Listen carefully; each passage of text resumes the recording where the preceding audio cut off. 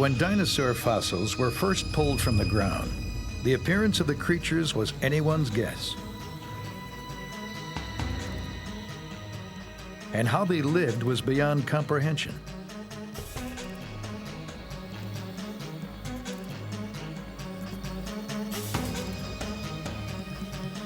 But from Argentina to Wyoming, great discoveries and bold new thinking suggest these ancient creatures were faster, more agile, and more complex than once imagined.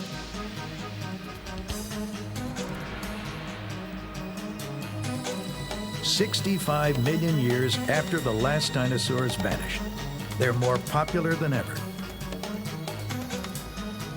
They've escaped from museums and invaded our popular culture, spawning a renaissance of the dinosaurs."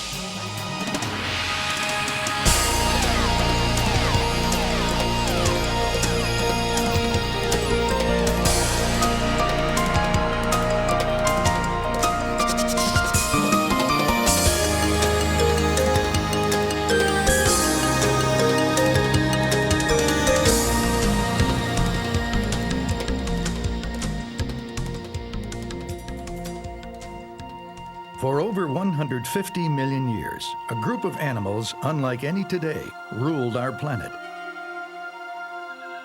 The dinosaurs. Their great success demands that we understand them. But their remains are silent. Today, scientists like Jack Horner are struggling to find what they were really like. Horner is one of the paleontologists responsible for redefining our modern image of dinosaurs.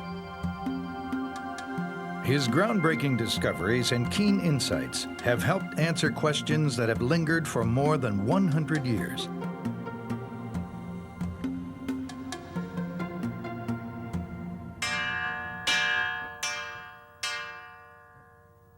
His pioneer status attracts volunteers from all over the United States to Montana for his crash course in dinosaur excavation.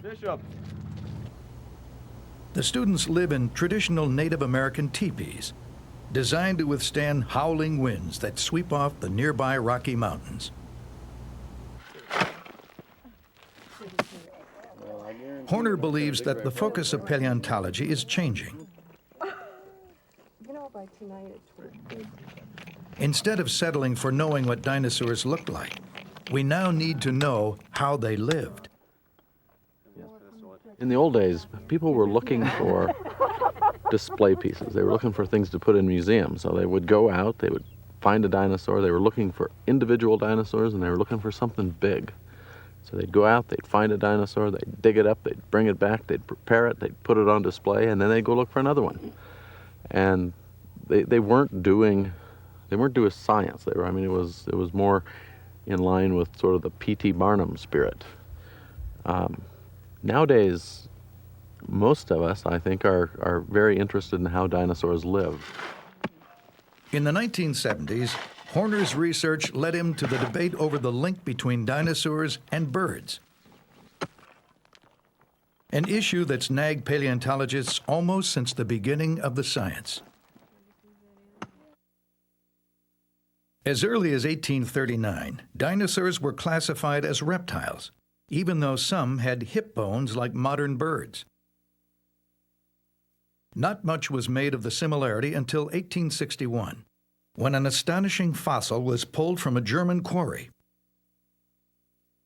Named Archaeopteryx, it looked like a small dinosaur, but with one major difference: it had feathers.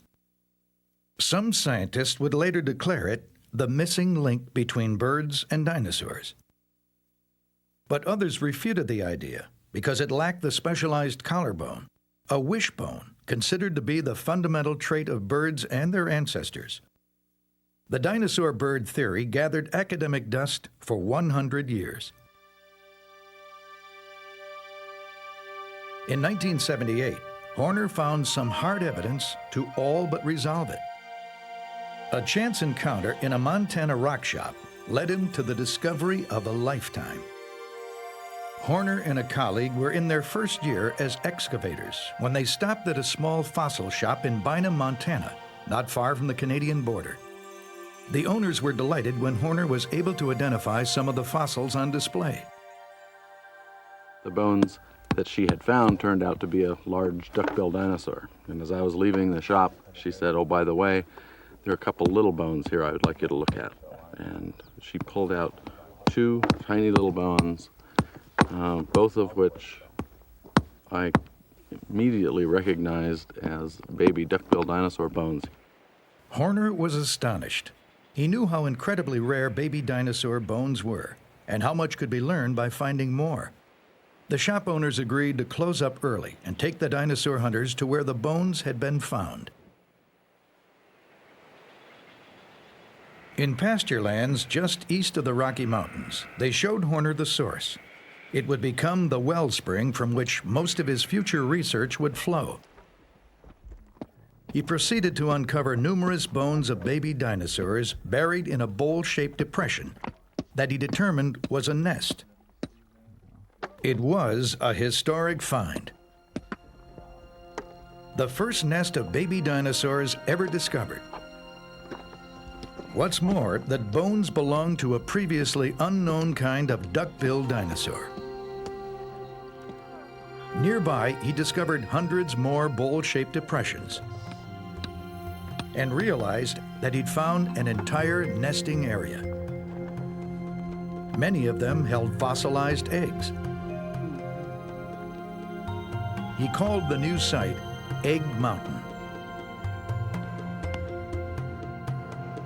Only once before had dinosaur eggs and nests of this scale been found. In 1923, the American Museum of Natural History in New York sent the flamboyant Roy Chapin Andrews on a lavish expedition to the Gobi Desert in Mongolia. The expedition found a total of 50 eggs, individually and in nests. They wrapped their treasures in camel hair and loaded them in crates to carry home.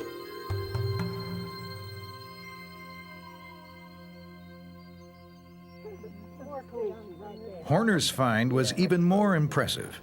It yielded eggs, babies, and for the first time, actual dinosaur embryos inside their eggs, 70 to 80 million years after they were formed.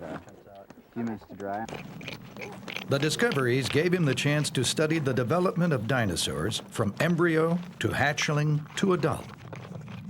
Much of his research focused on one question. After dinosaurs hatched, did they act more like birds or like reptiles? Reptiles emerge from the egg with strong legs and are able to fend for themselves right away. But hatchling birds are too weak to care for themselves. A parent must remain at the nest, feeding them until they can stand on their own, a significant behavioral difference. Horner suspected that at least some dinosaurs cared for their young, as birds do. He looked for evidence in the eggs and the bones of the baby dinosaurs. The eggs were deposited in clusters, and it often takes brute force to free them from the surrounding rock.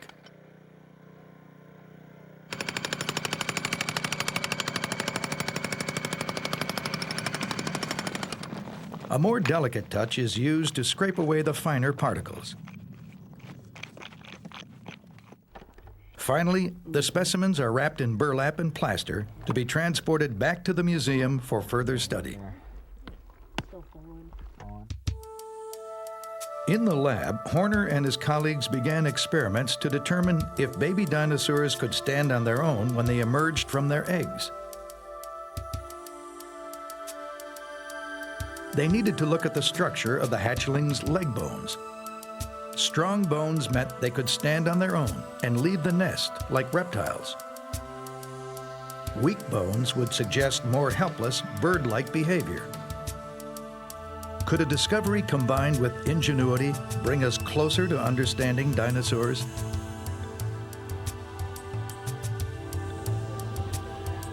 It has before. Every discovery advances our knowledge of what the dinosaurs were really like And it goes beyond science. The more dinosaur experts learn about these bizarre creatures, the more fascinating they become to the public. Throughout the world, hundreds of museums display thousands of dinosaur fossils to satisfy the growing interest. And if people can't get to the museum can sometimes come to them. DinoFest International is an annual exhibition of dinosaurs and ancient life from around the world. In 1996, in a 2-week period, nearly 200,000 people flocked to see prehistory come alive. They were joined by world-renowned dinosaur experts, artists, and merchandisers. DinoFest was the brainchild of paleontologist Don Wolberg at the Philadelphia Academy of Natural Sciences. We have dinosaurs for the first time put in one place from every continent. So there are people interested in the wonderful animals from China, dinosaurs from Canada, US. Of course, T-Rex is extremely popular and unpopular, scares some kids. Scaring kids and adults alike are the recent Jurassic Park movies, which have tallied the highest box office receipts of all time. But perhaps the most stunning example of the public's soaring fascination with dinosaurs was seen at Sotheby's. In 1997, the New York auction house put Sue, the most complete T-Rex skeleton yet found, on the block. At $700,000, now bidding at $800,000, now bidding at $900,000, now bidding at $9. At $900,000, now bidding at $9. At $900,000 now, 2 bids at $1 million. At $1 million, now bidding at $1 million. Now $1.1 million. 5.4 million. Telephone up front. 5.5. 5.6. 5.7. 3 places. 5.7's in the center of the room still. It's up front then at $7,600,000. Fair warning then at $7,600,000. Up here. $7,600,000. The highest bidder was the Field Museum in Chicago. For a single specimen, it spent $7.6 million. It was the most ever paid for a dinosaur. It seems that 65 million years after their extinction, dinosaurs are conquering the Earth again. Today, what remains of these once flourishing creatures is enough to draw huge crowds and excite the imaginations of scientists and the public alike. If I were a dinosaur, which dinosaur would I want to be? The biggest one. If I was a dinosaur, I think I would want to be Tyrannosaurus Rex. I think I'd like to be a turtle and watch dinosaurs. The Triceratops. A brontosaurus. Maybe. T-Rex. For me, they were the hook that captured me in a career in science.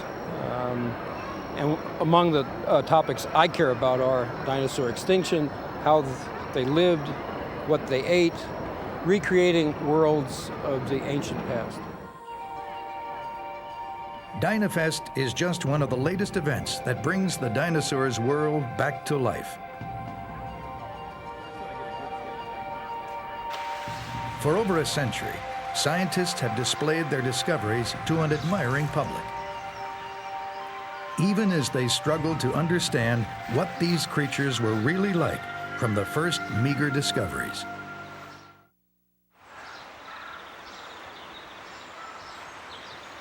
The first public display of dinosaurs was in 1854. It occurred at Crystal Palace Park, just outside of London. Some 40,000 people came to see life-size sculptures of long-vanished creatures. On the banks of a man-made lake stood replicas of many ancient animals. And on islands lurked the most popular sculptures by far, the dinosaurs. Huge and hulking. For the first time ever, scientists had collaborated with artists to put flesh on their bones.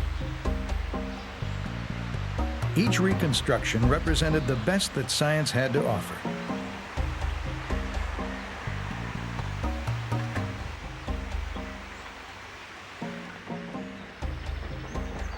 It was thrilling and a bit strange to a public just getting used to the concept of extinction. Recreating three-dimensional sculptures from the bones of extinct animals had been a tremendous undertaking. English sculptor Benjamin Hawkins was hired to build the creatures under the supervision of scientists. But very few dinosaur bones had been found by 1853, so the sculptures required some educated guesswork.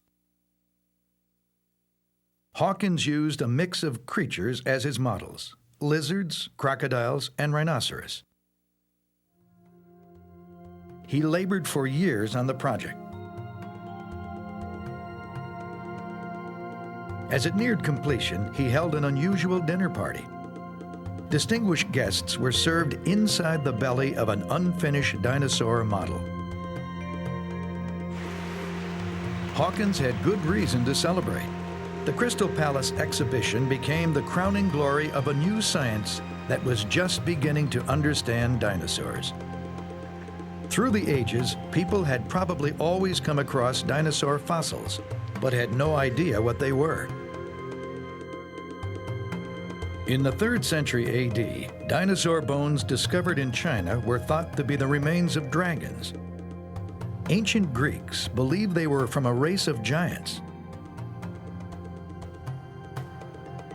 It wasn't until the 18th century that Europeans, on the brink of the Industrial Revolution, started to question what the strange bones found in their mines and quarries were all about. When the first bones were found, the idea of extinction and the age of the Earth were virtually unknown. No one understood where the bones could have come from or how old they were. But the work of a few leading scientists would soon provide an explanation.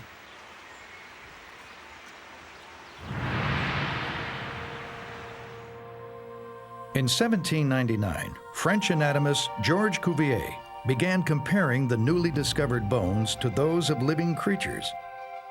He noted similarities and declared the bones were very old and the animals they came from no longer existed. It was a radical idea that launched the science of paleontology, the study of ancient life. In 1818, Oxford professor William Buckland applied Cuvier's ideas to a partial skeleton he found in an English quarry. He noted the similarity to bones of modern reptiles and named this new creature Megalosaurus, or Great Lizard. 5 years later, English Dr. Gideon Mantell found a huge jaw. The teeth resembled those of an iguana, so he called the creature Iguanodon. As more discoveries came to light, English anatomist Richard Owen in 1841 published a paper in which he classified these new creatures in a single group called Dinosauria, meaning terrible lizards. From then on, they would be known as the dinosaurs. Later, Owen would supervise Benjamin Waterhouse Hawkins as he recreated the new discoveries at Crystal Palace. They were works of tremendous imagination, but were based on limited information and riddled with inaccuracies. Megalosaurus was shown as merely a scaled-up version of a generic reptile, ambling on 4 legs. Now we know it stood upright, a swift, 2-legged predator like T-Rex.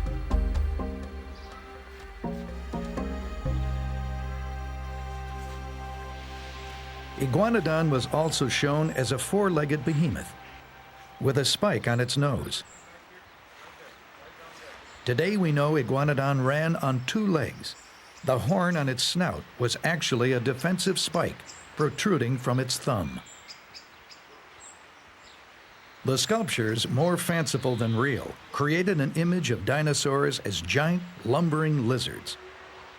But the creators of the Crystal Palace exhibition did the best they could with the little information they had. In the following decade, the picture of dinosaurs would begin to change. Across the Atlantic, knowledge of dinosaurs grew with the discovery of more fossils.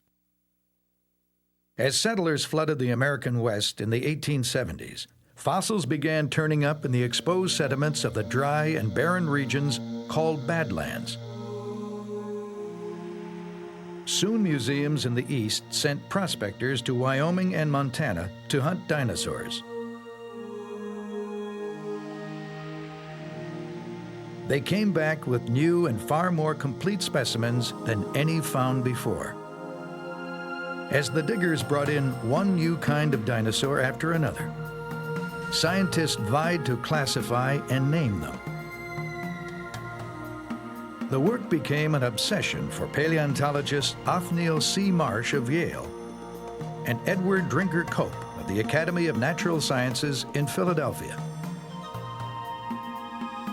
Both were extremely ambitious, and both were after the same thing: to outdo each other by discovering and identifying the most dinosaurs. Their bitter competition took many forms. In 1868, Marsh pointed out that Cope, in a scientific journal, had put the head of the giant sea reptile Elasmosaurus on the wrong end. Mortified by his mistake, enraged at Marsh, Cope tried to buy back all copies of the journal before they reached his peers.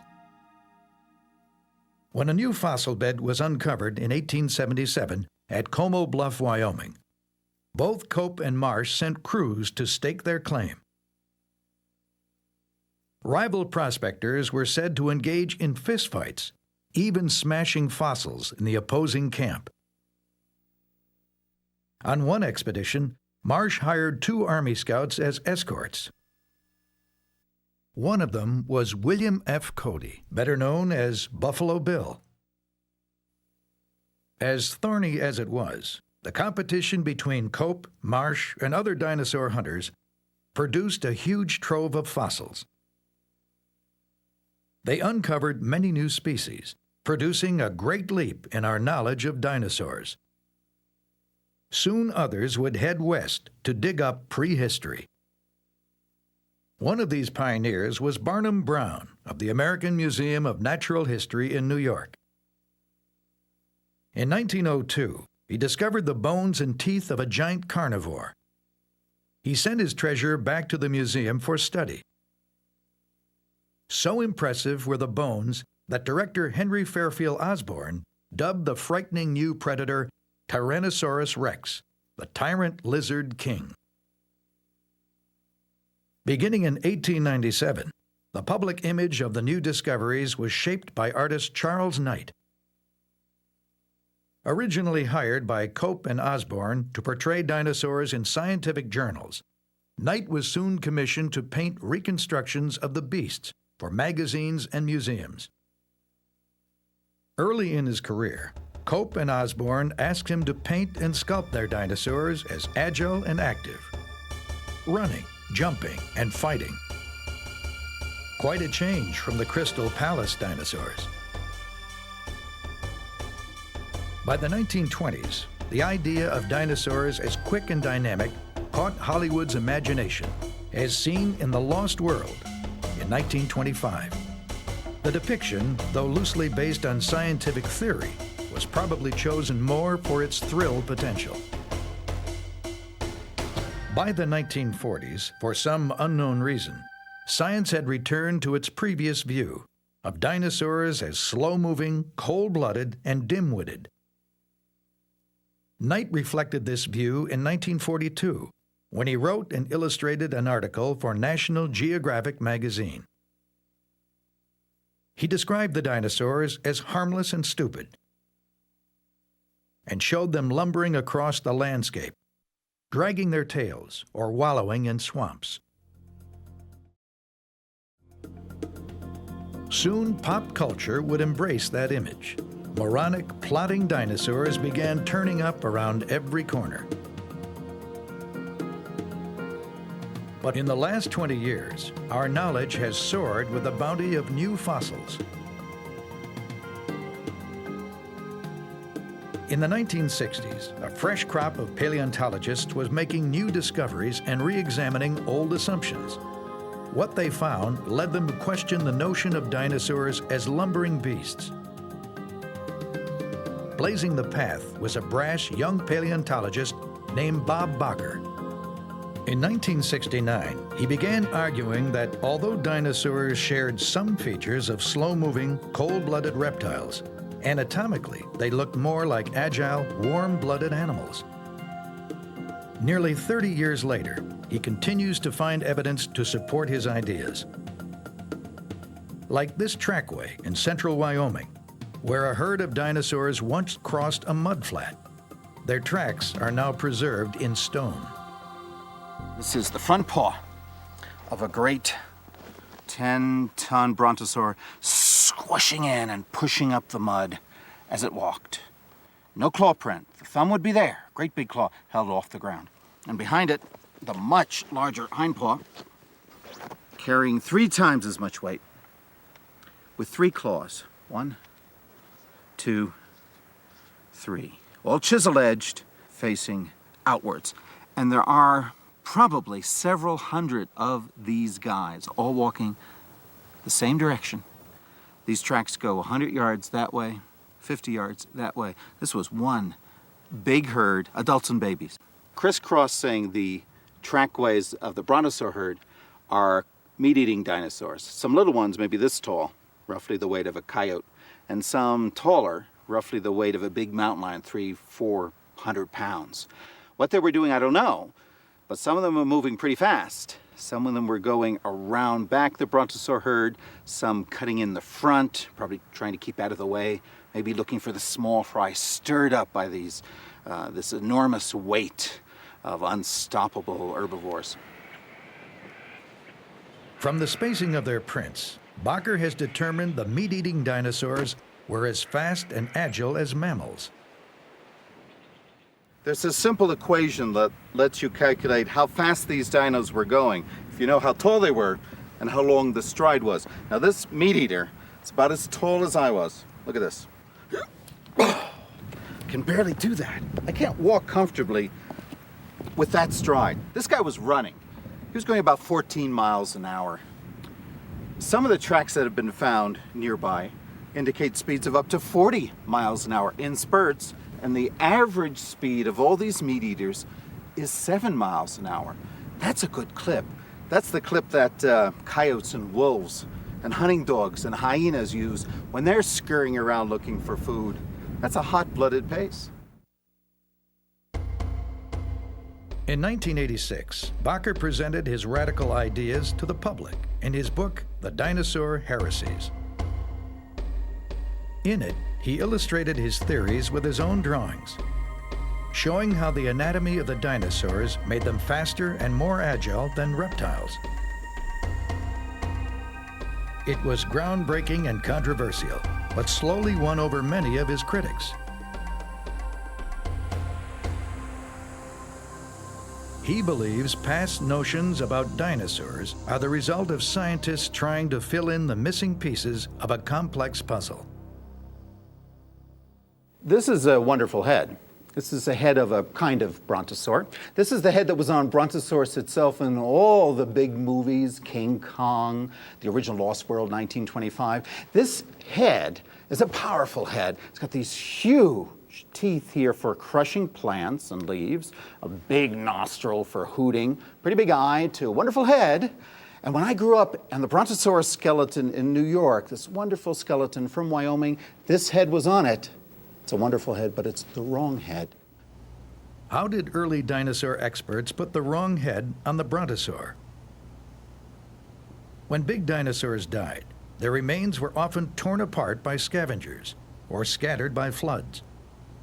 Add millions of years on a shifting Earth, and it's easy to see why heads and bodies often went their separate ways. So it's very rare to find a head, and then a neck, and then a torso, and a tail. You usually find mixed up parts. The first Brontosaurus didn't have a head, but there was a big head from another quarry nearby. Take the body from quarry A, the head from quarry B, put them together. Made sense. They fit pretty good. It was dead wrong. But as more fossils were discovered, scientists realized their mistake and replaced Brontosaurus heads in their museums.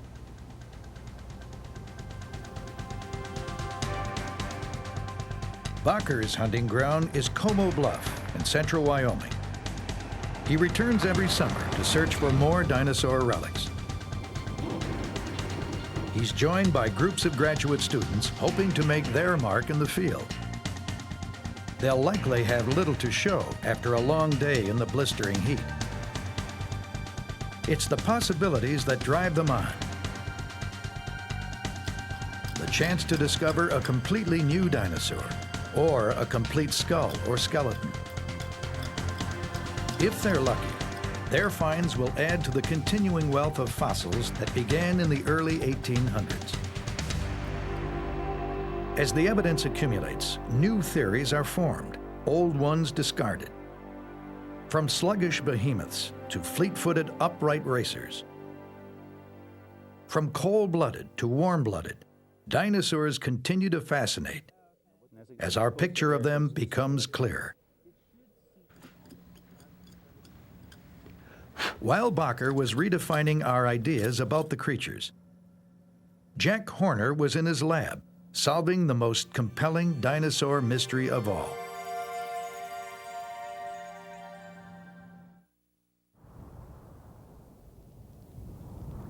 At Egg Mountain in Montana, Jack Horner's dinosaur eggs provided an opportunity to test whether dinosaurs were bird-like or reptilian. He took his treasure to the Museum of the Rockies in Bozeman and devised an experiment. The answer to his question was written on the bones of the dinosaur hatchlings. If the leg bones were weak, the baby dinosaurs would need parental help, indicating bird-like behavior. But before measuring the strength of the bones, Horner needed to determine which of his specimens were embryos and which were just hatched. A computer enabled him to visualize the largest embryo that could fit inside the egg. Any that couldn't fit must have been hatchlings. Once he identified a hatchling leg bone, he cut a thin cross-section of it. From its microscopic structure, he could determine if it would have been strong enough to bear the creature's weight. He concluded these baby dinosaurs were too weak to stand on their own. They depended on their parents to care for them.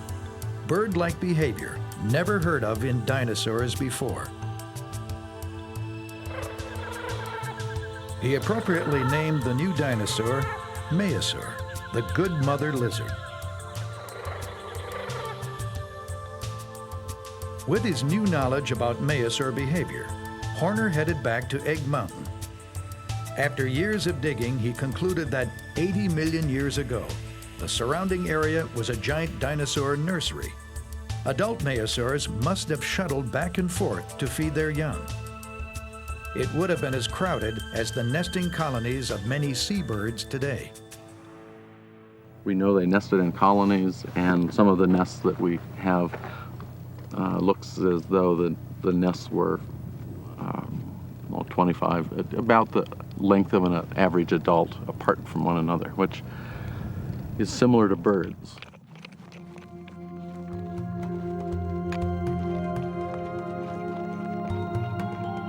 From his study of nearby sediments, Horner believes Egg Mountain was once an ancient island, surrounded by a shallow lake, which helped protect the babies from predators.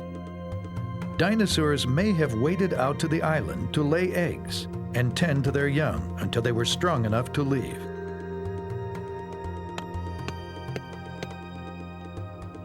Through the accumulation of fossils and the shrewd analysis of paleontologists such as Horner and Bakker, the uniqueness and diversity of the dinosaurs is becoming ever clearer. They were bird-like without being birds, reptilian without being reptiles. The question remains, When did these innovations begin? The answer may lie in the Valley of the Moon. Today, 65 million years after the last dinosaurs disappeared, their fossilized bones are being unearthed.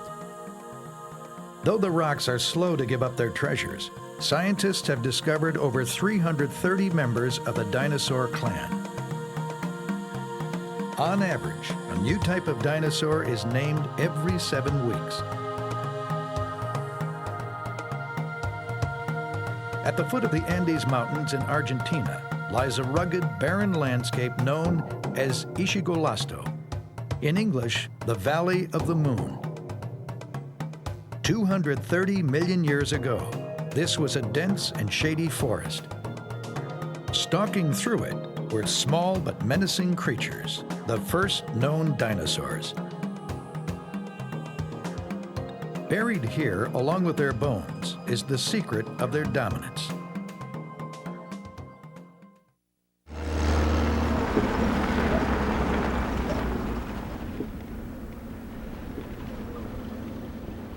Isolated in the desolate beauty of this barren Argentine landscape, a team of dinosaur hunters hopes to unlock the mysteries of dinosaur evolution. Ischigualasto, the Valley of the Moon, is one of the most productive fossil quarries in the world. Erosion caused by wind and rain, combined with a seasonally dry climate, have exposed layers of sediment dating back almost 300 million years. From a central camp, 80 miles from the nearest town, the team, led by American paleontologist William Sill of the University of San Juan in Argentina, makes daily expeditions to other parts of this 105,000-acre region. Sill has explored this valley for 25 years.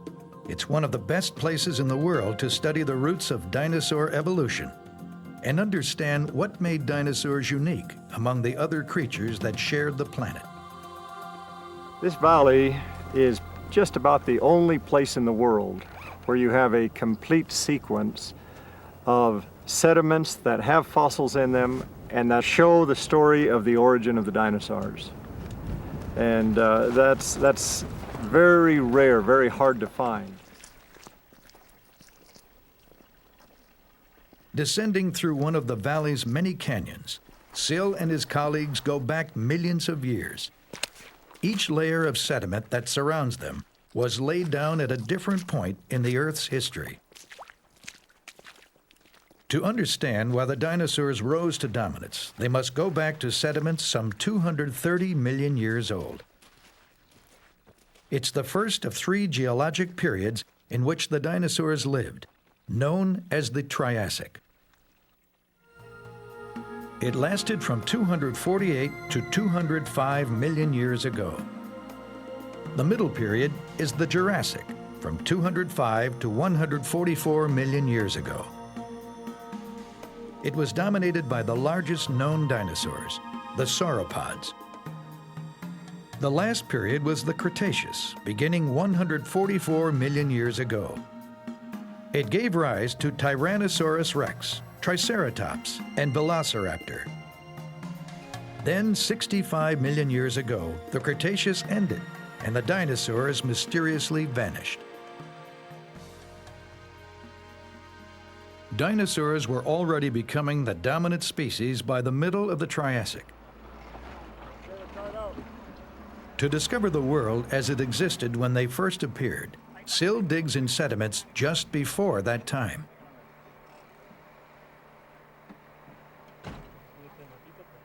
The dominant creatures of this earlier period were reptiles that had begun to acquire some features of modern-day mammals.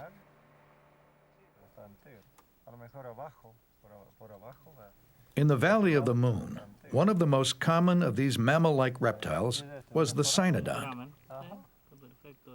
This is the skull of a cynodont, one of the mammal-like reptiles, very common here, possibly an omnivore, probably a vegetarian. When you look at the skull, this is how we find them. And it doesn't look like much at first, but if you look closely, you can see the outline of the eyes here, the snout down here, and back here, the large temporal openings where the muscles pull the jaw together came up through. And here's actually part of the lower jaw sticking up through this opening.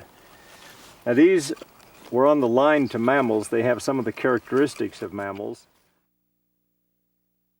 Mammal-like reptiles sprawled low to the ground like reptiles, with larger brains and complex teeth like mammals. They seem to be well on their way to becoming the dominant animals that mammals are today. But then their future was jeopardized. To find out how, Sill takes his expedition higher up the eastern slope at Ishigolasto. The red cliffs hold sediments from the final years of the Triassic period. Here, mammal-like reptile fossils are almost non-existent. In their place are the bones of a new kind of creature, the dinosaur.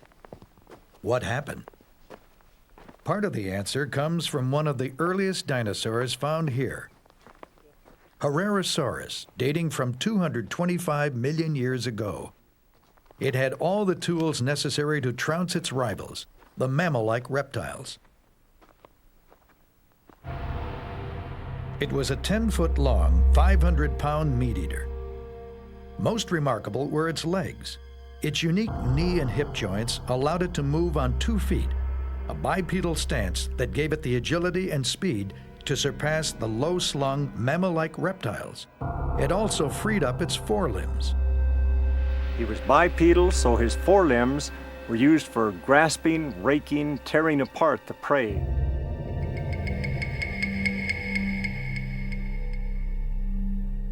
In addition to its large claws, the skull and teeth of Herrerasaurus made it a formidable predator. The things that make him a good dinosaur are these big teeth with serrated edges like a steak knife. And of course the major feature is this secondary jaw joint right here, a sliding jaw joint that allows the tooth-bearing part of the lower jaw to open independently of the rest of the lower jaw that opens from back here. This would have increased the gape of the animal by about 30 degrees and allowed him to manipulate prey up front while still holding tight to it with the rear of the jaw. Puncture wounds on the skull of Herrerasaurus are battle scars, apparently from a fight with one of its own. From the size of the tooth marks on his skull, here we can see 1 or 2 of them. Puncture wounds. There's another puncture wound down here. From the size of these, it looks like it was the same critter. They may have been fighting over a killed prey. At the time it was discovered, Herrerasaurus was the most primitive dinosaur ever found. But since it had already developed features similar to later meat-eating dinosaurs, it couldn't have been the first. Instead, it was believed to have been a very early stage in the evolution of carnivorous dinosaurs like Tyrannosaurus rex. The search continued for an even more primitive dinosaur. In October 1991, one of Sill's graduate students, Ricardo Martinez, found one. His team uncovered the bones of a dinosaur roughly 3 feet long, barely the size of a dog. It was found in sediments 228 million years old, practically the dawn of the dinosaur age. It was named Eoraptor, the Dawn Stealer. Since then, Sill's group has found 6 more. This is a skull of Eoraptor, tremendously important in the history of dinosaurs, because the teeth of this shows that it is a carnivorous dinosaur. The high, narrow skull, the large orbits tell us that it was an active predator. And one of the great things that tells us of its possible ancestor of all the carnivorous dinosaurs is this incipient jaw joint the second joint that allows it to manipulate prey. And that's a major characteristic of all of the later carnivorous dinosaurs. But it also contains the primitive features in the palate. It still has the old primitive teeth. So here we have what I consider to be an ideal ancestor for the later carnivorous dinosaurs. Living just before Herrerasaurus, Eoraptor had similar features, including a bipedal stance and serrated teeth. But its sliding jaw joint was much less developed. Even so, Sill believes it was a menacing predator that could overpower the mammal-like reptiles. He was fast, he was agile, and he was probably very vicious. Judging from modern crocodiles and birds, even, if you've seen a rooster, or if you can imagine an ostrich who is a vicious predator with big teeth and claws instead of wings, chasing down a pig or some other animal across the plains, that's probably as close as we can come to visualizing Eoraptor as a predator. Eoraptor's features were similar to those of Herrerasaurus, but more primitive. Double-jointed jaws, serrated teeth, and an agile stance were too much for the slower, bigger-brained mammal-like reptiles to compete with. By the end of the Triassic period, dinosaurs had replaced them as the dominant animals. The dinosaurs were faster, were more agile, and were tremendous predators. In this case, it's a question of being fast or being smart, and the smart guys lost. Sill also discovered that the early meat-eaters had already developed hollow bones, a trait shared by modern birds. They were swift, light, bipedal killers. They cleared the path, allowing later dinosaurs to diversify, grow exponentially in size, and outcompete all other animals on land. This image of dinosaurs is far removed from the picture of them as oversized reptiles, first put forward at London's Crystal Palace Park in 1854. Science once pigeonholed dinosaurs as reptiles, but today we're seeing they shared features with birds and mammals too. They also had their own traits, unmatched by any living animals. Our growing knowledge of dinosaur behavior is now making it possible to bring these creatures back alive.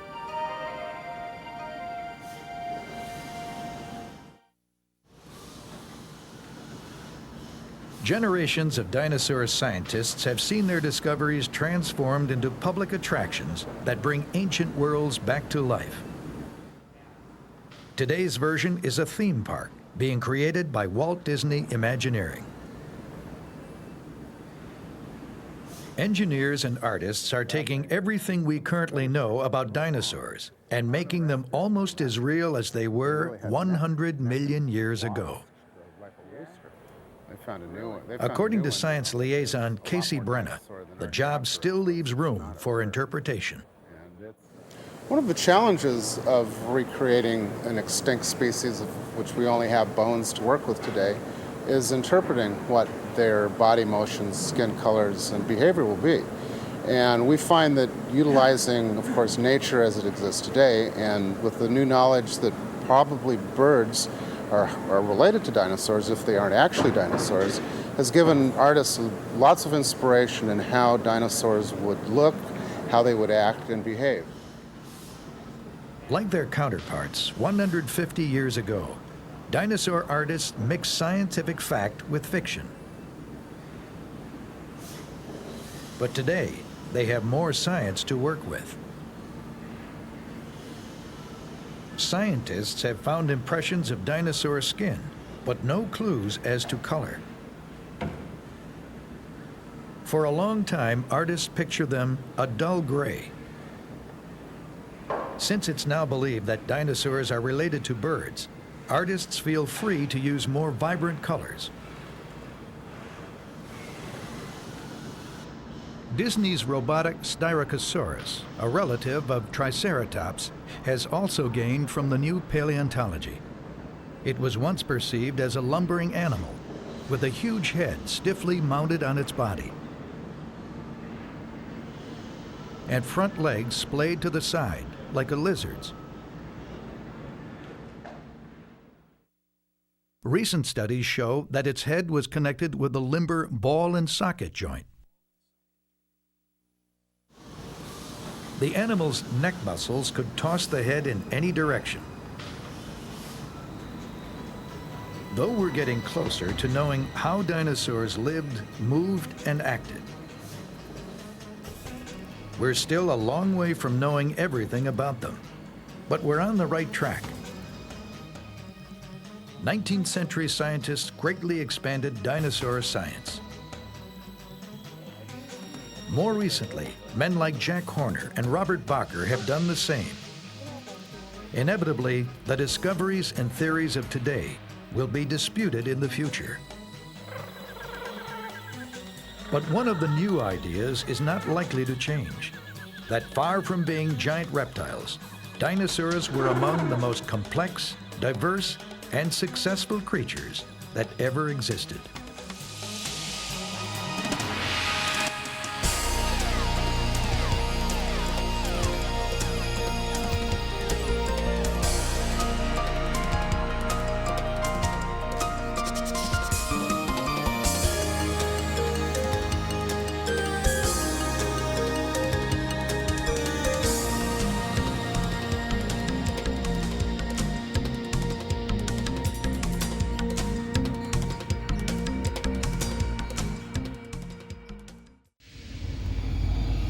Millions of years ago, the forest thundered with the footsteps of giant dinosaurs. They were unstoppable and dangerous, at least to the plants. These were the herbivores.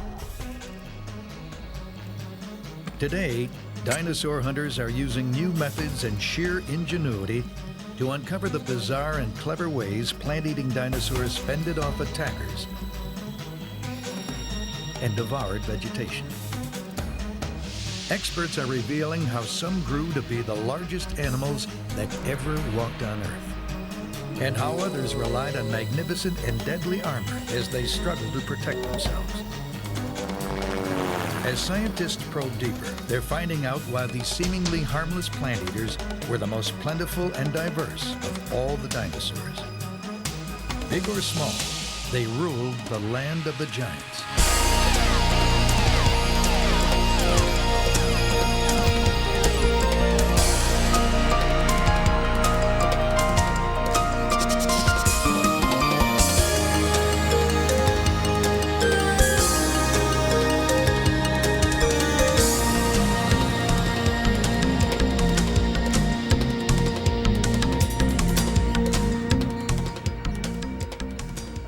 Meet Nancy, the world's largest touring dinosaur. She arches 3 stories into the air, and soon she'll stretch longer than an 18-wheeler. Then she'll be center stage at DinoFest International, a traveling dinosaur exhibition. But first, a road crew must finish unpacking her 250 bones. More than half are real, discovered in Mongolia by a Chinese expedition. The rest are life-size casts.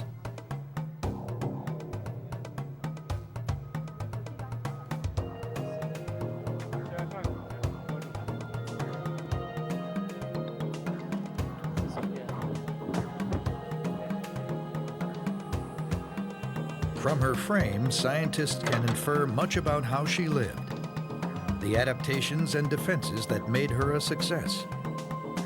Her great size was her best weapon and most useful attribute. 8-foot ribs once walled in a stomach so big that massive amounts of food might spend days inside, being converted to energy. Long legs as thick as tree trunks could carry her crushing weight for miles with minimal exertion.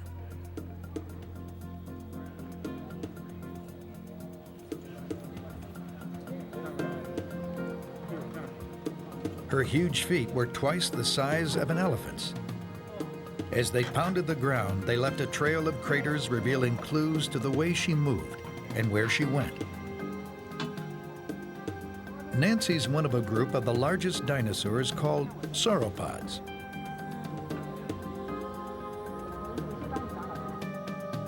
Their remains are found in Jurassic and early Cretaceous sediments, about 200 to 100 million years old. That's when they were the dominant plant-eating dinosaurs. Sauropods had a variety of features that fell between two extremes. On one hand was Diplodocus. It had a long tail, relatively short front legs, and slender pencil-like teeth. On the other was Brachiosaurus. Its front legs were taller, tail shorter, neck more upright, and it had broad spatula-like teeth. Nancy was more like a Diplodocus. Found in the Middle Cretaceous, she was the last of her kind. None were mental giants. Perched atop the long neck was a small skull, which encased a brain estimated at about 1/4 the size of a cow's.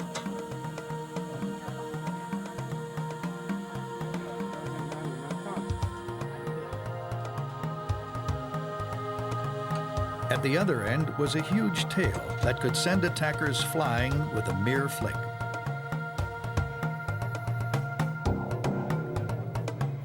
What were these giant dinosaurs really like? How could an animal get so big? It's a puzzle that challenges scientists. While some rely on cutting-edge technology, others seek answers from surprisingly simple experiments. At Indiana-Purdue University, paleontologist Jim Farlow uses a method to estimate just how much sauropods weighed. He starts with a model of the dinosaur. Its precise proportions are based on fossil evidence and scaled down. He submerges it in a container of water and measures how much is displaced. That gives him the model's value.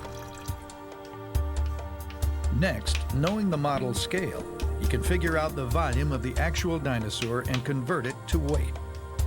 Farlow's calculations show that a large sauropod might have weighed nearly 60 tons. The really biggest sauropods, the ones that would have been at the upper end of the size range, you may be talking about animals that would have weighed 10, maybe even 20 times as much as a large elephant. And that's just something that your mind finds hard to comprehend. As often happens in science, solving one puzzle leads to another. So the obvious question is, why were they able to get so big when very few land mammals have been able to do the same thing? Well, truth in advertising here, I don't know, if you want the absolute truth, but I can offer some educated guesses. Farlow and other scientists believe the sauropods era had become greener than the one before it. Evidence shows that carbon dioxide levels rose. Since plants use carbon dioxide as food, plant life flourished. With more food to eat, sauropods could grow to enormous sizes. But Farlow thinks these plants were low-grade and nutrient-poor. How then did sauropods grow and stay huge on such inferior food? To learn more about large plant-eating animals, Farlow is visiting Jed Friel's farm in Auburn, Indiana. Jason's up there. You want to ride along? Yeah, sure. He'll get the gates for us.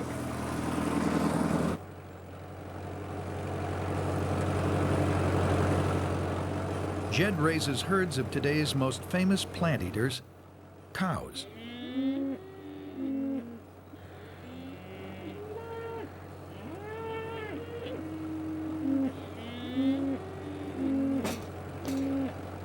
How much of that would one cow need in a day? Well, you know, it takes about a half a bale a day per cow, is what we kind of figure in the wintertime. We like to see them have about 25 pounds of hay per cow to get them through the winter every day.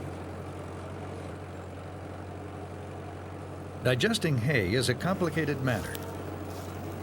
Once it's swallowed, it's softened in one of the cow's 4 stomachs.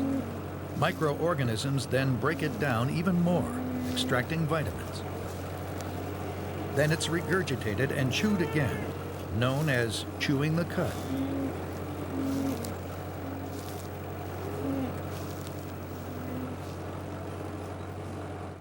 Sauropods also had help digesting.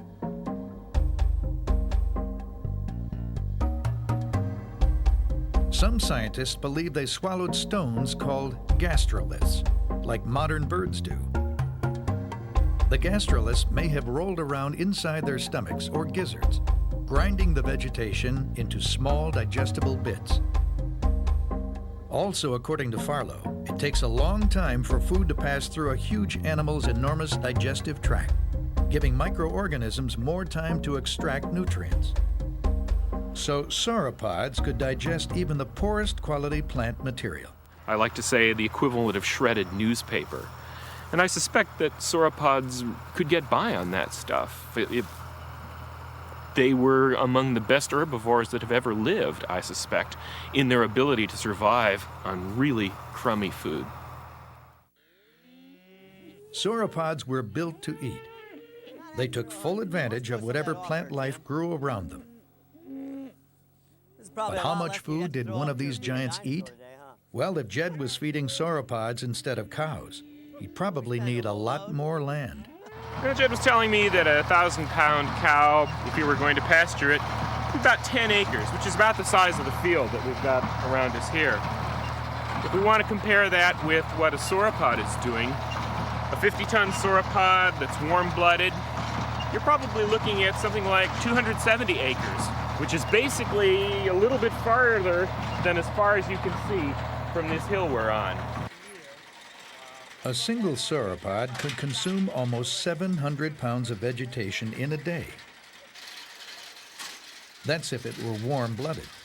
But not all scientists are convinced dinosaurs were warm-blooded. In fact, Farlow thinks warm-blooded sauropods would have devastated plant life so fast, nothing would have been left for them to survive on. So they must have been cold-blooded. Warm-blooded animals like cows need to keep their internal temperature high by eating lots of food. Cold-blooded animals like lizards rely on the sun for warmth and eat less. If cold-blooded, a sauropod would still need to eat almost 250 pounds of plants every day. Whether warm-blooded or cold, sauropods must have had voracious appetites.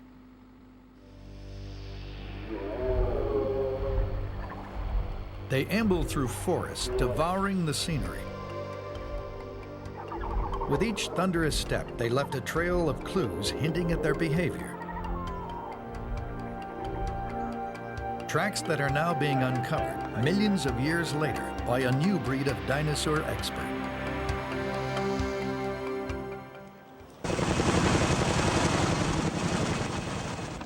Flying high in the sky, dinosaur expert Christian Mayer has spotted traces of huge dinosaurs in a Swiss mountain range known as the Jura, the place where the Jurassic period of the Age of Dinosaurs got its name. He's discovered dinosaur trackways here, covering an area 3 times the size of New York City. It's called a mega track site.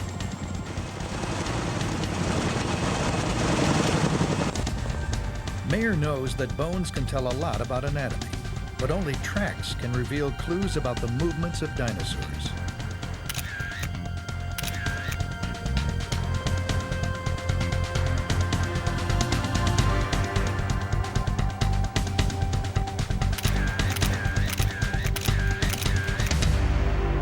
Mayer also knows that it takes years of experience to interpret tracks. So he's asked track expert Martin Lockley from the University of Colorado at Denver to help. The first order of business for Lockley, Mayer, and assistant Dorothy Hippler is to map the track site using aerial photographs. And the same with these over here, for example. They examine the photos to establish the pattern and direction of each trackway, which holds clues to the dinosaur's behavior.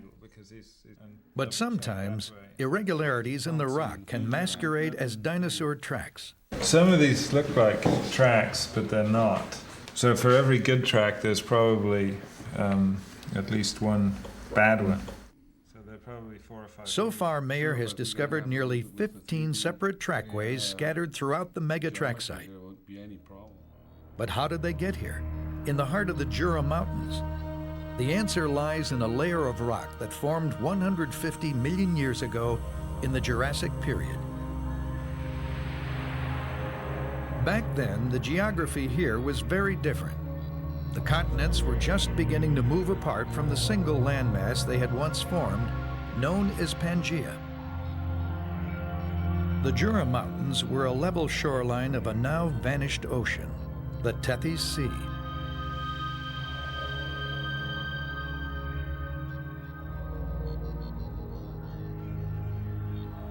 After dinosaurs trampled a soggy shoreline, sun and wind dried their tracks, which hardened like concrete. The next rainstorm or flood deposited a layer of sediment over the tracks, preserving them.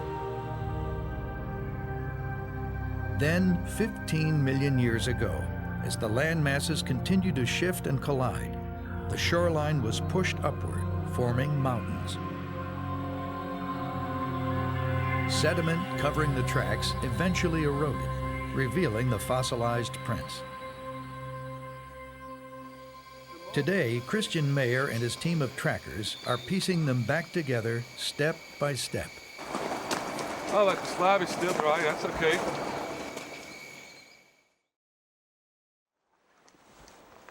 Among his most recent discoveries are trackways at a quarry near the town of Moutier. Yeah, I wanted to set the rope up there where the casting people come. But take the oldest one. Andy, if you have the After the aerial photographs, the team must examine the tracks up close. So they've pounded rappelling bolts into the rock to pull themselves up.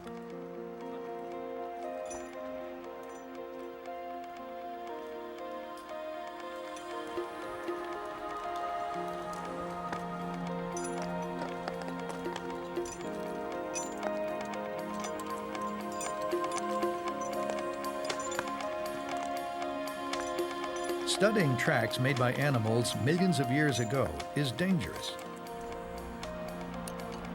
To Martin Lockley, the risks are worth taking. He's after the thrill of the hunt. It really is like being a tracker of modern animals. It's like following a creature that passed by yesterday sometimes. You feel it's much more recent, you know, time doesn't mean anything. You're following a Jurassic animal one day, you're following a recent animal the next day. Clinging to the rock, Martin and Dorothy give each massive footprint individual attention. To the trackers, the footprints are snapshots of living, breathing creatures. And we're used to thinking of dinosaurs as skeletons, but these are the evidence of the living animal in motion. People have referred to them as motion pictures of dinosaurs, so they're a very dynamic type of evidence. We can see with the sauropod track, for instance, it had a big fleshy foot, like an elephant. So the first thing we learn is the shape of the feet, not the shape of the bones in the foot skeleton that we see in the museum, but the actual shape of the feet. The prints are scrutinized to identify the kind of dinosaur that made them.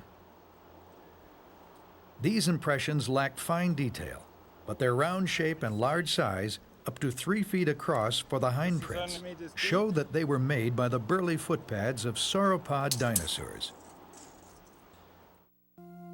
Next, stride length is measured to figure out how fast the dinosaur was moving. The prints of a slow-moving animal are fairly close together.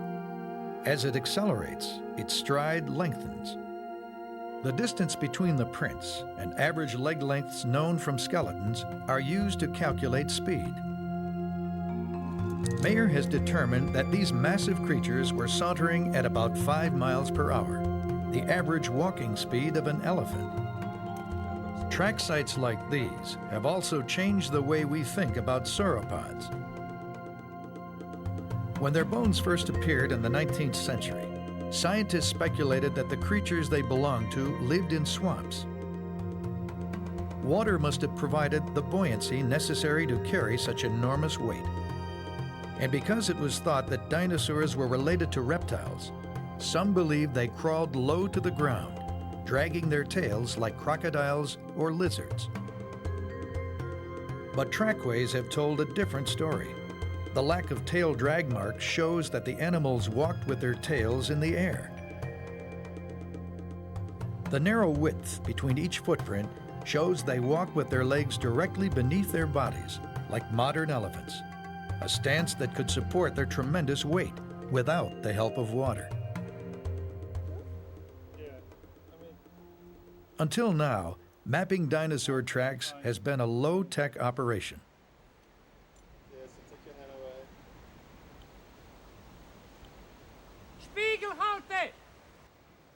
Today, Christian Mayer is testing a new method that uses lasers and computers. The device fires a beam of light to a small reflector placed in a footprint. By measuring how long it takes for the beam to return, the computer calculates the distance to the footprint. It's very simple. I can do it like this. I can just put one point on this area, and he's calculating immediately the area, the surface, and surface will appear here. I'm looking forward to the results. I think this will be a great thing. The depth of each print is also recorded. From the data, the computer will generate a 3D contour map of the site. Because prints of the same depth were made at the same time, Mayer will be able to single out an individual trackway from multiple crossings with the click of a mouse.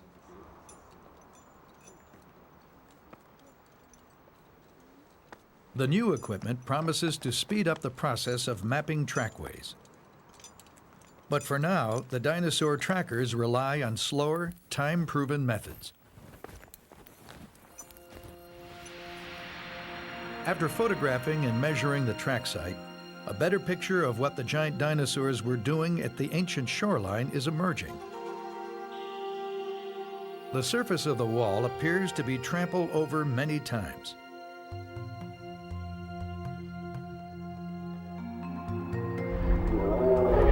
It appears that hundreds of sauropods returned here time and again, perhaps to cool themselves. Or maybe lush vegetation along the banks provided a favorite feeding place. As dinosaur trackers follow in the footsteps of giants, active roaming dinosaurs seem to come to life.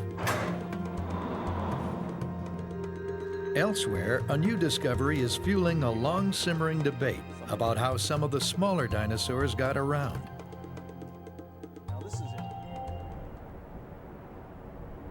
These are the badlands of North Dakota. 80 million years ago, this region of North America was crisscrossed by rivers and streams, a lush lowland leading to the edge of an inland sea. Throughout this land roamed the most exotic of plant-eating dinosaurs, Triceratops. They lived from about 100 to 65 million years ago, at the end of the final period of the dinosaurs, the Cretaceous. Like most other dinosaurs, they were smaller than the sauropods, but they were large animals in their own right. Some grew as big as a bus. Triceratops was a member of a family of dinosaurs called ceratopsians, creatures armed with a variety of sharp horns and large fan-like shields. But beneath all that remarkable armor is a heated debate that has simmered since these creatures were first discovered. How did they stand? It began in 1896, when the first known illustration of a ceratopsian skeleton appeared on a poster of specimens from Yale's Peabody Museum. The creature was shown with its front legs straight underneath, in an upright stance, like a rhinoceros. But it was a guess. Fossils from several discoveries were combined because a complete skeleton had not yet been found. In the same year, a Triceratops skeleton was mounted by the Smithsonian Museum. Also a composite, it was shown in a sprawling stance, front legs bent crocodile style. To many, an upright stance implies an agile, warm-blooded dinosaur that could charge attackers. A sprawling stance means an animal that's slower, more reptilian, and possibly cold-blooded. With no way to resolve the issue, ceratopsians have been depicted both ways for years. Now a remarkable discovery may end the dispute.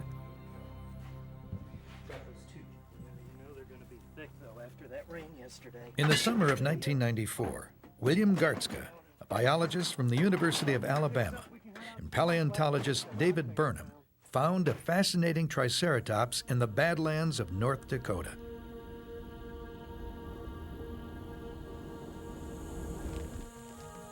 Gartzka had spent weeks scouring the land for dinosaur remains. Then one day, as he was coming over a hilltop, he noticed what looked like a rib bone sticking out of the ground. He contacted Burnham. They put together a crew and set up a dig site. As more and more bones were exposed, Gartzka and Burnham realized they had stumbled upon the most complete Triceratops skeleton ever found. Over millions of years, dinosaur skeletons tend to get broken up and the bones scattered over a wide area. But this skeleton was articulated. Most of the bones were still connected. They named their find Raymond. As Raymond emerged, Gartzka and Burnham could see for the first time the natural position of the front legs. They were straight underneath his body. Raymond and all his ceratopsian kin must have had an upright stance. Had the debate finally been settled? It looked that way, but Ralph Johnson of the Milwaukee Public Museum has some doubts. Preservation is on these. Before Raymond was found, he made a discovery of his own. Attach the foot now, so that's got to be rotated around. On an expedition in 1981, his team found a complete shoulder and front leg of a Torosaurus, another ceratopsian. Good. Okay. Hang on. Back in the museum, he devised an ingenious way to test how the bones fit together. He made plastic casts of them, which he connected with metal joints. To simulate muscles, he used elastic straps, affixing them where the bones showed evidence of the actual muscle attachments. Then he hung the 7-foot model from scaffolding and tried walking the leg in both sprawling and upright positions.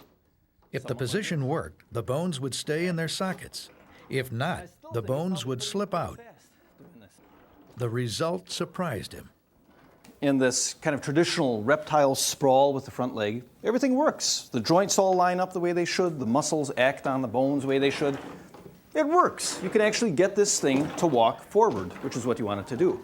Now, if we go into the other idea, straight underneath the body. But when Johnson tried to walk the leg underneath the body, the bone could only move sideways, not back and forth. There's a way to get around that, though. When he twisted the bone around to make it move back and forth, he found another problem. Well, now you've got the elbow going in the right direction toward the head of the animal. But now our dinosaur looks a little bit like Popeye with the foot pointing out to the side. So this thing is going to be walking like this. Actually, it won't be walking at all. There's no way biomechanically to get this animal to move forward by putting these legs directly underneath the body. According to Johnson's experiment, the case was closed. Ceratopsians must have sprawled like crocodiles. But where does that leave Raymond, Gartzka and Burnham's prized discovery? Raymond's forelimb and hind limb are clearly in an upright position. This is not what you'd expect from a lizard-like posture. He's standing on his tippy toes, and so that enables him to move at greater speeds, kind of poised like a runner. In Johnson's version, the shoulder blades are pulled back, enabling the legs to sprawl. But when Gartzka and Burnham uncovered Raymond, they found his shoulder blades much farther forward, allowing his legs to be pushed under the body, an upright stance. Johnson's impressed, but not ready to give in yet. Raymond's bones await further study. Once scientists have had a chance to thoroughly examine them, then the question may be settled. Johnson's already confident about the results. And I'm glad about Raymond because it's a complete leg. It even has the bones in the hand. We know it's from one individual, And now what they can do is actually try to put those legs together, to put those bones together. And I'm pretty confident that they're going to find that once they try to articulate those bones, get the balls and sockets to line up, that they're not going to be able to get them underneath the body. And you can see here With a stance that hints at his behavior, Raymond clutches the secret to how his kind lived.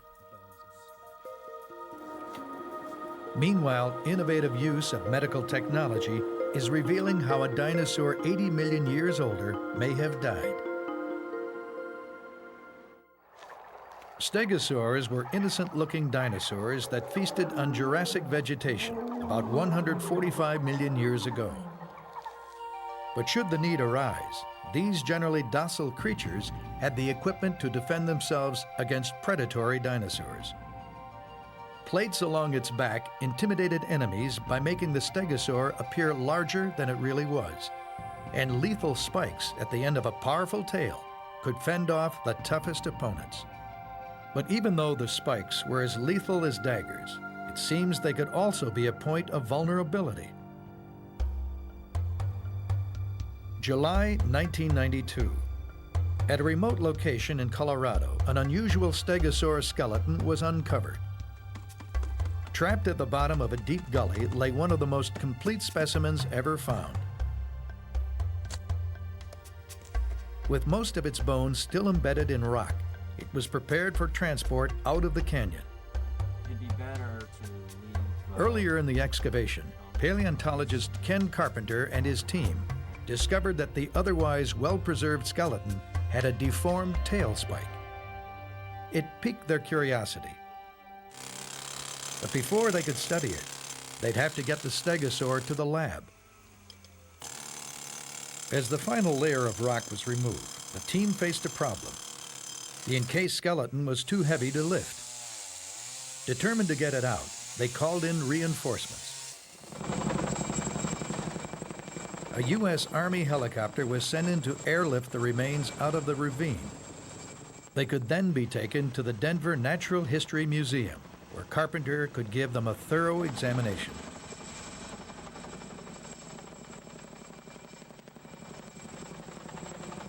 The helicopters are designed to raise 20th century battle tanks. Lifting the remains of a 145 million year old stegosaur wasn't much different.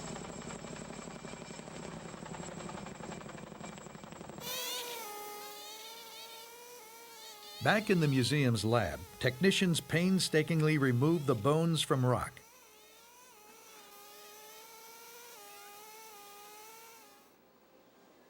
Finally, Carpenter was ready to perform the autopsy. He began by focusing on the disfigured tail spike. I didn't quite know what to make of it. I thought maybe it was due to crushing from the weight of the rock that was encasing it. I mean, certainly if we look at this more normal spike, we can see that there's quite a bit of difference in the shape. As Carpenter studied the bony spike, he noticed that it showed signs of healing and regrowth, indicating that it wasn't damaged after death. He also detected small holes on the surface of the bone, suggesting disease. One possibility was a bacterial infection called osteomyelitis. If a bone has been broken and is left untreated, bacteria can invade its marrow, the blood-producing tissue held within a honeycombed structure at the center. Within days, fluid builds up, and the bone develops small holes to relieve the pressure. Eventually, the bone's inner structure is destroyed. The infection can spread throughout the body and cause death. Could this have been the fate of Carpenter's stegosaur? To find out, he would have to look inside the spike. But there was a problem. Doing this would require breaking open the rare fossil, something he wasn't willing to do. The answer lay inside Kaiser Hospital in Denver. Laurie McWhinney, one of his lab volunteers, worked there. She suggested using the hospital's CAT scan.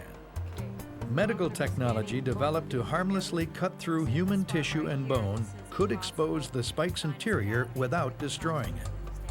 I want to see if we can see some detail in that area. Okay. First, they scanned a normal spike, the kind found on healthy stegosaurs.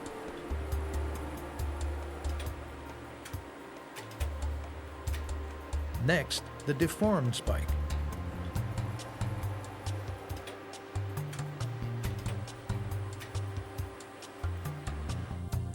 Then the scans were compared.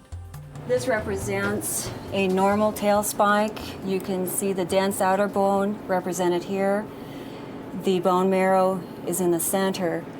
This is a pathologic spike, and you can see the dense outer bone, but the bone marrow is no longer where it should be. In the infected spike, the honeycomb structure of the inner bone is gone, a clear indication that it was not crushed by rock, but destroyed by bacteria before the creature died. Now Carpenter can be quite certain the stegosaur suffered from osteomyelitis, possibly caused by a broken tail spike. But how did the dinosaur break its spike in the first place? It may have been a casualty of war. The weapons and armor of stegosaurs are clear to see, but dinosaur expert Bob Bacher has drawn some conclusions about the defenses of sauropod dinosaurs other than size that aren't quite so obvious. He claims to have uncovered the secret of how the sauropod he calls Brontosaurus protected itself. I'm standing in the unprotected underbelly of Brontosaurus. Right here, there's no bone, there's no cartilage, and above me would be this huge vat of sloshing digestive fluids.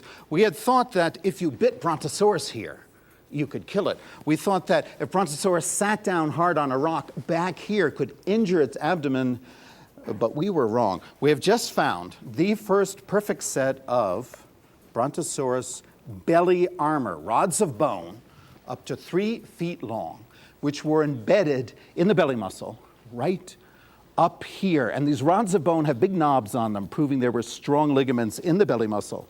This would give Brontosaurus the strongest abdomen of any animal that has ever lived. If you were a meat eater and tried to bite here, you'd break your tooth. If you're a meat eater and jabbed a claw in here, it would pull out.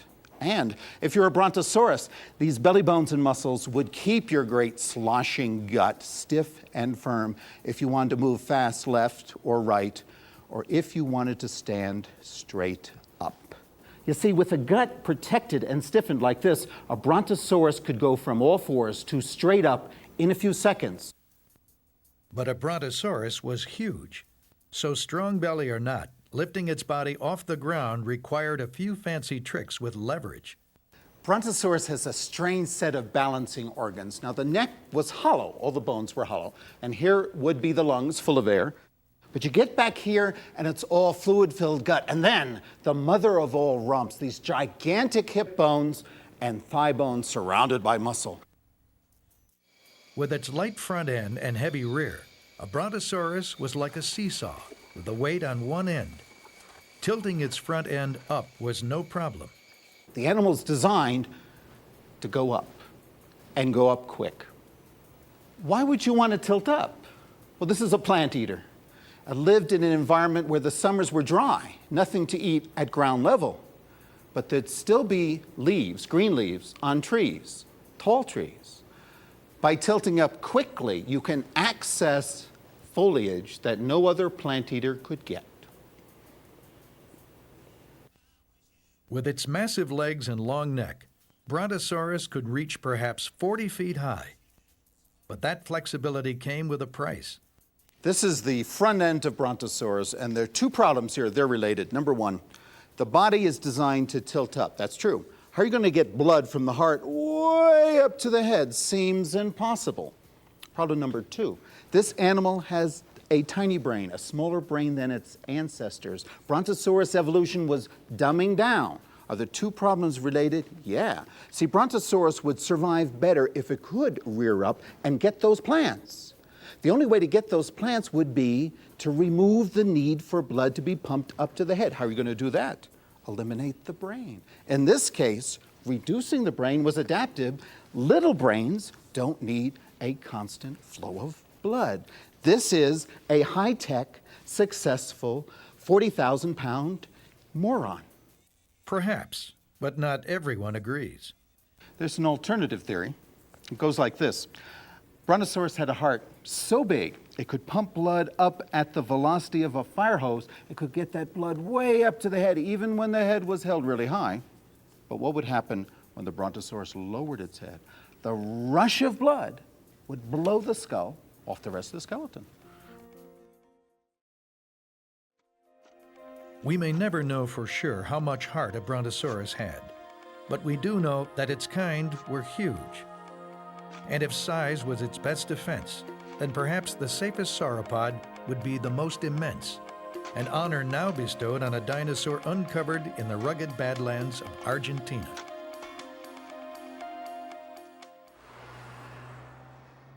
Below the equator, in a region of Argentina known as Patagonia, lies the small town of Plaza Juncal.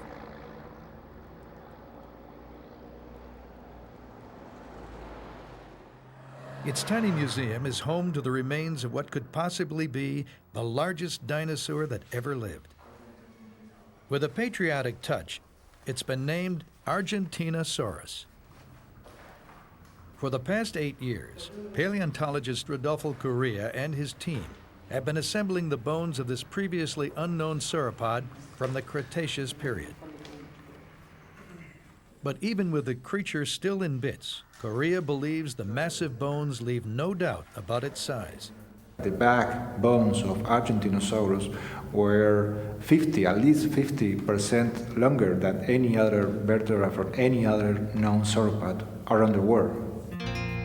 The bones of Argentinosaurus were first spotted on a remote ranch outside Plaza Juncal in 1988.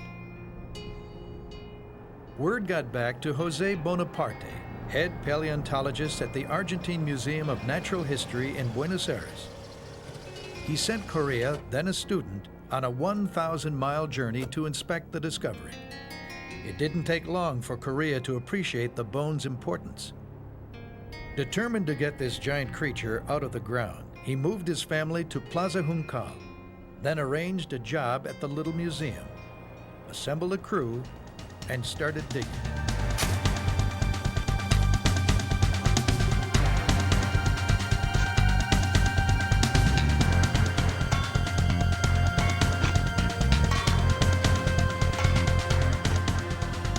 After many months of hard labor, he and his crew freed enough bones to begin taking them back to the museum.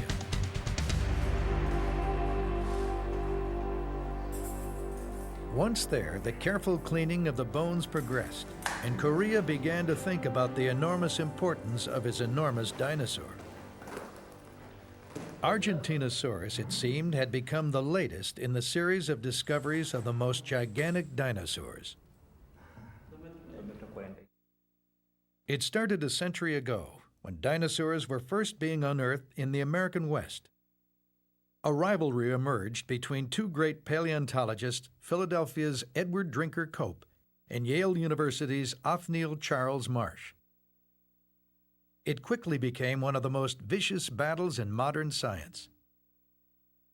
Hostilities intensified in 1877, when a huge bone bed was discovered near Como Bluff, Wyoming. According to legend, teams sent out by Marsh and Cope lied and cheated, even destroyed fossils to prevent their rivals from collecting them. For 12 years, these destructive wars raged. In the end, Marsh's collectors had unearthed some of the biggest bones ever found. Among them was a nearly complete skeleton Marsh later called Brontosaurus. At an estimated 75 feet in length and 15 feet tall, it stood about as high as a one-story building and spanned the length of about 5 mid-sized cars. A new giant appeared in 1910, when the Berlin Museum mounted one of the biggest dinosaur excavations of all time in East Africa. 500 men labored to dig out 250 tons of dinosaur bones. Their greatest prize was Brachiosaurus. With a height of 40 feet and a length of 85 feet, it remains the biggest dinosaur ever assembled in a museum. It was taller than a 3-story building and as long as 6 cars. 70 years would pass before a bigger dinosaur was discovered. In 1979, in Colorado, a dinosaur was found that was so big, it was called Ultrasaurus. It stood 9 feet at its shoulders, possibly stretching more than 100 feet in length. It's likely to have towered 4 stories high and spanned as long as 7 cars. 6 years later, from a rocky outcrop in New Mexico, came the longest dinosaur ever found, the earthshaker, Seismosaurus. It had a horizontal posture, but Seismosaurus still may have reached a height of a 3-story building. With its long whip-like tail, it's estimated to have spanned 150 feet, nearly the length of 9 cars. And what about Argentinosaurus? How does it compare? It could have been nearly 120 feet in length and 60 feet in height, 5 stories high and nearly 8 cars long. In overall size, Korea believes Argentinosaurus to be the biggest dinosaur ever found. The bones of Argentinosaurus are representing an animal 100 tons in weight, which is equivalent to 20 African elephants all together at the same time and at the same body. Today, Korea's team has uncovered all the bones they're likely to find. Now Korea faces a new challenge, finding a building large enough to house them. How long will Argentinosaurus hold its record? No one knows for sure, but a new challenger is already gearing up to take the field. Dinosaur hunting used to mean digging vast amounts of earth to find fossils. Geophysicist Alan Witten from the University of Oklahoma hopes to change that. He's merged firearms and computer technology with geophysical knowledge and come up with a method to locate dinosaur bones deep underground.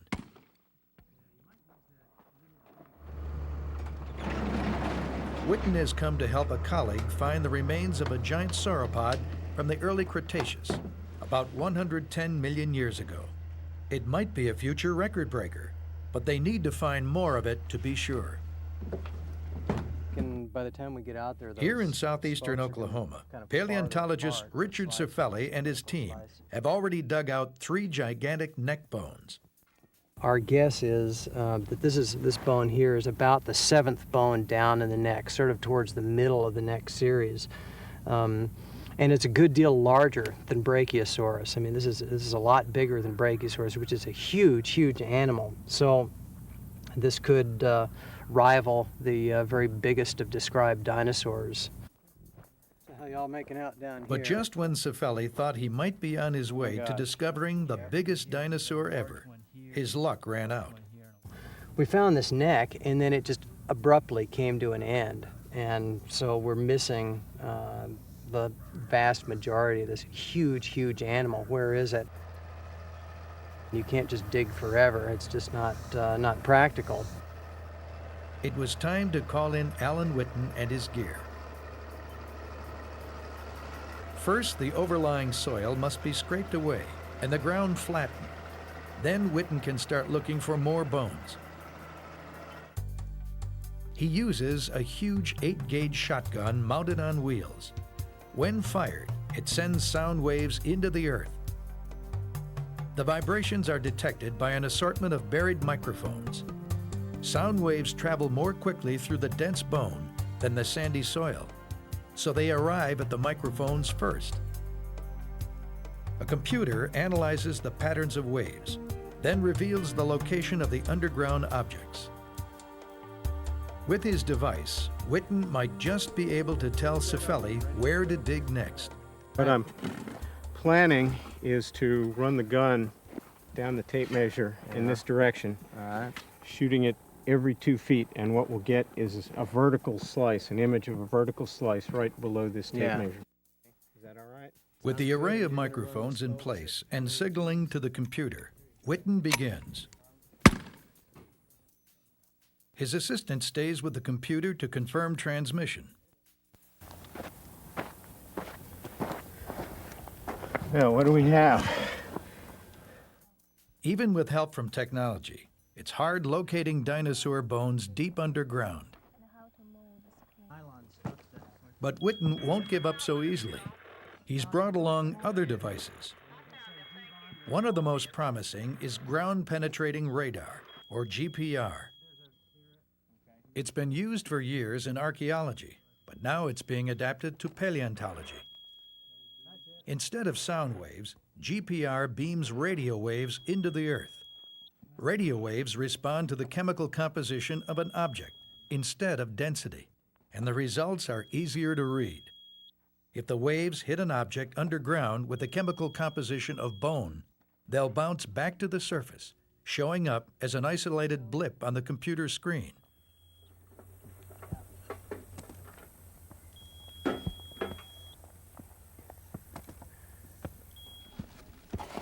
Despite technological advances, sometimes bones are still found by sheer luck.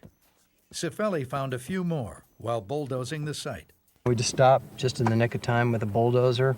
Yep. That came down to like about this level, right where we had those bags. We've gone another 3 or 4 inches, this would have been hamburger. If Witten's work proves successful, it will prevent close calls like this and revolutionize dinosaur hunting. But the use of geophysics in dinosaur exploration is in its early stages, and this time the giant's bones have proven elusive, so the challenge will have to wait. With further refinements, Witten is confident that his technology will be a wave of the future that will help us see deep into the past. The subtle designs of plant-eating dinosaurs don't yield clues easily. But today's technology has aided in piecing together the adaptations and behaviors that allow them to flourish in a world of vicious predators. In the end, it's the energy and imagination of men and women that have helped us to better understand these unique dinosaurs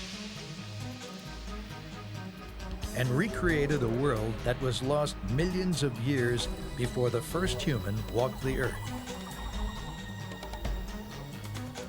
Today, the bones of perhaps only 1% of all the dinosaur species that live have been uncovered. Imagine what's still waiting to be found.